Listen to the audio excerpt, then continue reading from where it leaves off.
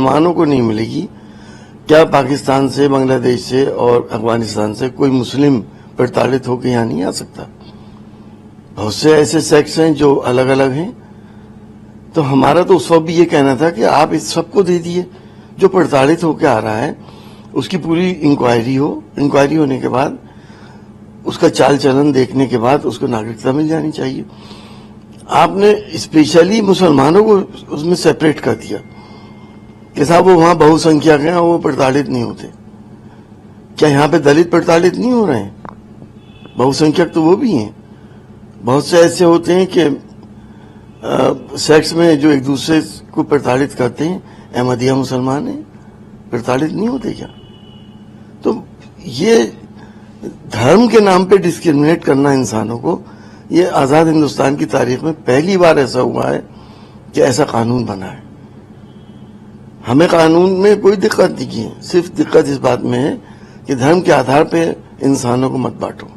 लेकिन उसमें एक पर्टिकुलर रिलीजन के लोग वहां पे प्रताड़ित हो रहे हैं और उसमें जो एक डर लोगों के बीच में, उन्होंने मेंशन भी किया किसी को कोई भ्रांति में नहीं आना चाहिए, ये नागरिकता देने का कानून है, लेने का नहीं है। जो यहाँ रह रहे हैं उनकी नागरिकता पे कोई असर नहीं पड़ेगा। लेकिन उसके बावजूद भी एक डर सा है, क्योंकि 2019 में भी मुस्लिम कम्युनिटी की तरफ से बड़ा प्रोटेस्ट देखने को मिला था। देखिए, क्योंकि ये बेस बना रहा है एनआरसी की, नागरिकता सबको मिलेगी जो रहेंगे। फिर एनआरसी में क्या होगा?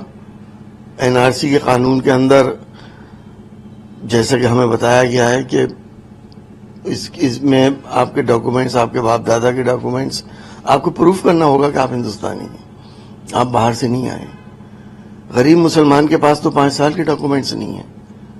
कोई बिहार से जाके यूपी में सेटल हो गया, लेबर क्लास होते हैं, कोई पंजाब चला गया, उनके पास क्या डॉक्यूमेंट है, क्या सबूत देंगे वो कि उनके दादा या उनके परदादा इस देश के नागरिक थे? तो अब नागरिकता इनकी कंफर्म होने के बाद नेक्स्ट स्टेप एनआरसी है। तो आप लोग क्या इसमें मांग करेंगे कि जो ऐसे लोग हैं जो शोषित वंचित मुस्लिम समुदाय के लोग हैं, इनको भी नागरिकता में शामिल किया जाए, कि ताकि जब एनआरसी लागू हो तो इनके पास भी कोई डॉक्यूमेंट रहे, वरना तो उस वक्त तो डॉक्यूमेंट होगा ही नहीं, जो आप कह रहे हैं। देखिए, जो रवैया सरकार का मुस्लिम्स के लिए है, हमें उम्मीद नहीं कि ये इस तरह के काम करेंगे। इनका इरादा करोड़ों करोड़ों मुसलमानों के वोटिंग राइट्स को खत्म करने का है एनआरसी के थ्रू। जब आगे जो भी ये करें, तो आपको तो मालूम ही है कि सरकार किस रास्ते पे चल रही है। लेकिन ये कह रहे हैं किसी की नागरिकता नहीं जाएगी, उसमें नोटिफिकेशन में साफ साफ जाहिर है कि सीए से मिलेगा। और जब इस बारे में सवाल किया जाता है, चाहे कि कांग्रेस ने इसको अपोज किया हो या अदर जो अपोजिशन पार्टीज, अखिलेश यादव ने भी ट्वीट किया, तो उसके ऊपर इनके जो लीडर्स का कहना यह है कि विपक्ष खाली वोट बैंक की तरफ मुस्लिम्स को देख रहा है और उनको बहका रहा है, भ्रमित कर रहा है, क्योंकि इसमें कहीं पे भी मुस्लिम्स का या कहीं पे भी जो भारत में मुसलमान रह रहे हैं उनकी नागरिकता पर असर नहीं पड़ेगा। नहीं, हम कब कह रहे हैं पड़ेगा?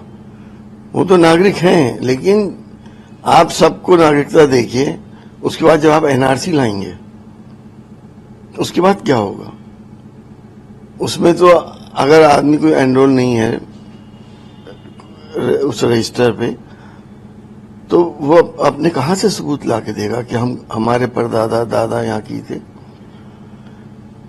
ये गहरी चाल है जिसके जरिए इस देश की माइनॉरिटीज को सप्रेस किया जाएगा।